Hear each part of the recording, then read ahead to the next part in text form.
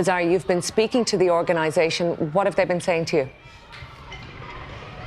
Yes, Leslie, we're here at the Department of Integration this lunchtime, and we have been speaking to them about what they're hearing anecdotally, because their annual report comes in at around March. So I suppose in terms of what they're hearing from people, well, it's the lived reality. That's people being too frightened to get on a bus, to go into shops, to go into public places, to bring their children places. Those within minority communities feeling like they are under attack in towns and villages up and down the country due to these anti-immigration protests that have been happening over the last couple of weeks. The Irish Network Against Racism also pointing to the fact that Ireland is failing in its obligation in terms of offering people international protection. Shane O'Curry is the director and says that what they've been hearing from people in terms of their lived experiences is devastating. Already this year we have seen an increase in the number of reports into our system.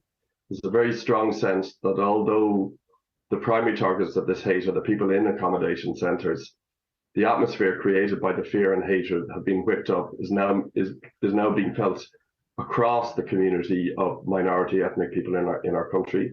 Fear is widespread. I've had participants in our workshops. One young mother tell me that she's afraid for her and she's afraid for her child. Taking the child to creche or taking public transport because they are visibly from a minority ethnic background.